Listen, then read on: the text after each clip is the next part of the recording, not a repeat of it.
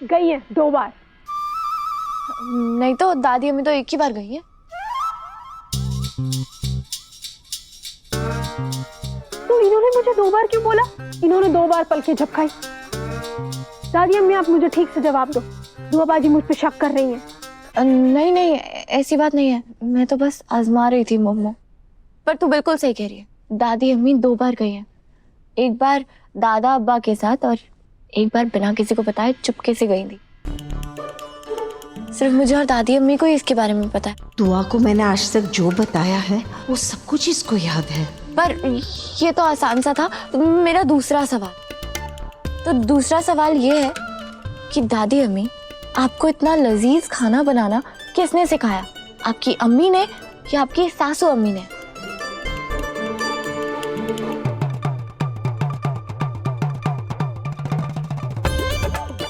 नहीं, इन्हें इन दोनों में से किसी ने नहीं सिखाया। तो फिर किसने सिखाया? आपके दादा अब्बा ने या फिर आपके नाना अब्बा ने? पहला।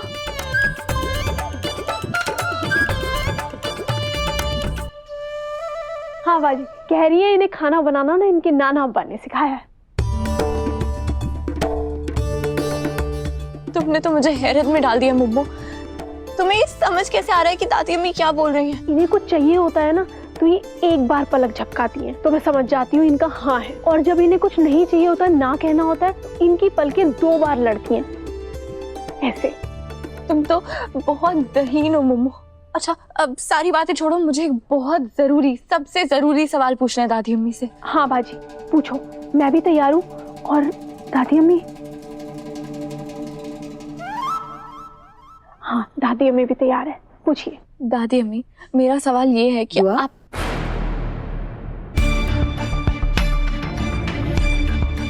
क्या हो रहा है यहाँ? ये अम्मी, मैं ना आप ही को बुलाने की सोच रही थी। आपको पता है दादी अम्मी से बात करने का जरिया मिल गया है। मोमो दादी अम्मी का चेहरा पढ़ के बता सकती है दादी अम्मी क्या बोलना चाहती हैं। देखिए, आप खुद देखिए। क्या बोलना चाहेंगे अम्मी? क्या जानना चाहती हो तुम? कि गिरने के बाद अम्मी को क्या महसूस हो रहा है? नहीं अम्मी, मैं इतनी बेअक्ल नहीं हूँ कि दादी अम्मी से ऐसा सवाल करूं। मैं तो बस जानना चाहती हूँ कि दादी अम्मी खुद गिरी थी या उन्हें कहीं गजल। फिर शुरू हो गई तुम। अम्मी को आराम की जरूरत है, इन्हें और परेशान मत करना, खुदा के लिए हाथ जोड़ती हूँ तुम्हारे सामने। बस करो ये तहकीकात। ऐसा नहीं है कि मुझे अम्मी की फिक्र नहीं है। बड़ी आई मेरी फिक्र करने वाली। फालिद से मजबूर हूँ, वरना तेरी चोटी पकड़ के तुझे घुमा देती। पूरे घर का सत्यानाश करने पे तुली हुई है। ये बोल रही है कि आपकी चोटी पकड़ के घुमा देंगे।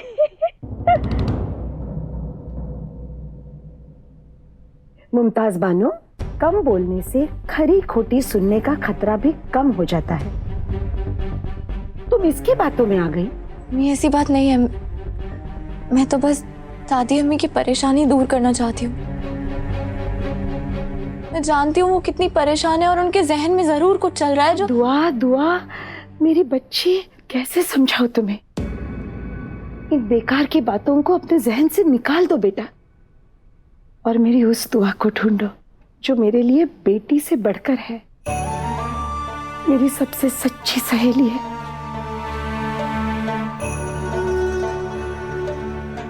मैं अम्मी को इस हालत में नहीं देख सकती। इन्हें ठीक करना है तुम्हें। तुम मेरी आखिरी उम्मीद हो बेटा। यकीन मानो, इस घर को तुम्हारी जरूरत है। मुझे तुम्हारी बहुत जरूरत है। इसीलिए खुद के जहन को आराम दो। अपना भी ख्याल रखो बेटा।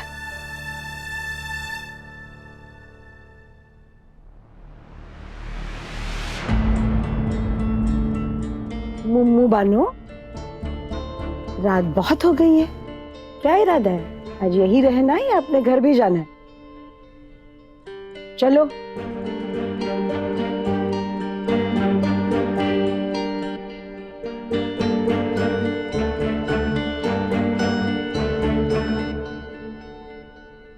दादी अम्मी, आपको पता है आप खामोश बिल्कुल अच्छी नहीं लगती। और आप बिल्कुल फिक्र मत कीजिए, मैं आपको बिल्कुल पहले जैसा कर दूंगी, आपको भी ठीक कर दूंगी और आपके गुनहगारों को सजा भी दिलाऊंगी।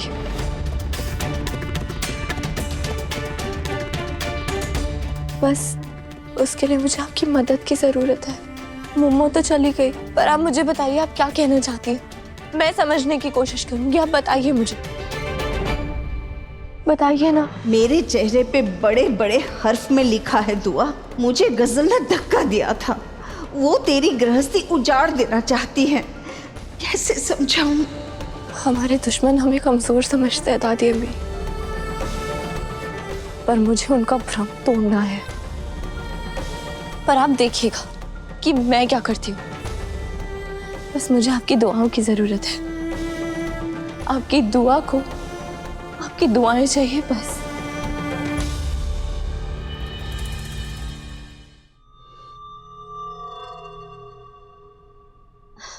अम्मी, गजल, तुम? आपके लिए दवा लेकर आई हूँ। तुमने क्यों जहमत ली? मैं खुद ले लेती ना बेटा। घर की कश्मकश में मैं अपनी दवाई लेना अक्सर भूल जाती हूँ।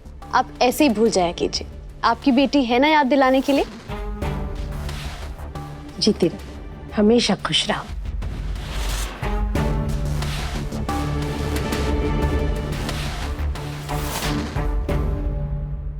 मैं कबूल करती हूँ, मैं जिम्मेदार हूँ तुम्हारी अम्मी की मौत के लिए। जिस तरह दवा पिलाई है उसी तरह एक दिन जहर पिलाऊंगी तुझे। वो जहर जो तुझे धीरे धीरे तड़पा तड़पा के मारेगा। मुझे सुकून मिलेगा और तुझे तेरे गुनाहों की सजा। क्या बात है? क्या सोच रही हो? कुछ नहीं। कोई परेशानी है? नहीं अम्मी, मैं बिल्कुल ठीक हूँ। तो इन प्यारी निगाहों में मुझे फिक्र के छाले क्यों दिखाई दे रहे? बोलो। अच्छा चलो मैं बोलती हूँ। अपने लड़कपन में मैं भी बिल्कुल तुम्हारी तरह थी। किसी से कुछ नहीं बोलती थी, अपने दिल की बात दिल में ही दबाए रखती थी। सिवाय मेरी अम्मी के, वो मेरी राजदार थी, उनसे मैंने कभी कुछ नहीं छिपाया।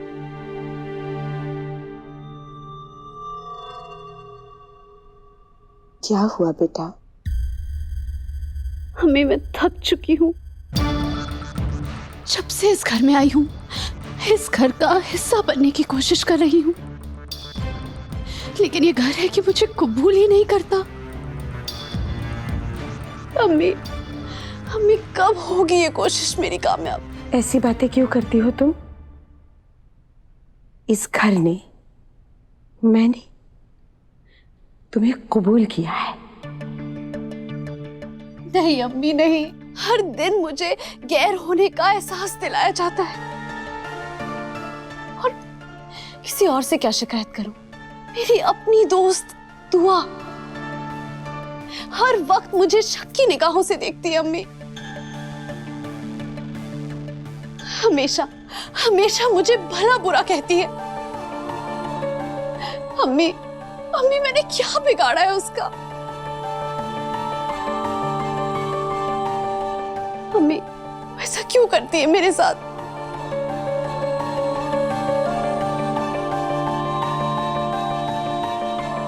बस गलत फहमियों का जाल है। मैं दुआ को बहुत अच्छी तरह जानती हूँ। वो दिल की बुरी लड़की नहीं है बेटा। बात यह है, घर की फिक्र में वो आजकल थोड़ी चिड़चिड़ी हो गई है। अम्मी की हालत तो तुम देखती हो ना, इसकी वजह से भी वो परेशान रहती है। दिन रात कितनी खिदमत करती है वो अम्मी की। उन्हें दवाई देना, उनका सब कुछ करना। पता है तुम्हें, आजकल तो दुआ अम्मी से बातें भी करने लगी है। अम्मी जो कहना चाहती है ना, वो समझ लेती है बड़ी आसानी से। एक तरीका ढूंढ निकाला है उसने। अब ये कौन सा तरीका निकाल लिया दुआ ने? कहीं उस बुढ़िया ने दुआ को सब बता तो नहीं दिया? गजल, तेरी सारी प्लानिंग धरी की धरी रह जाएगी। कुछ तो करना पड़ेगा।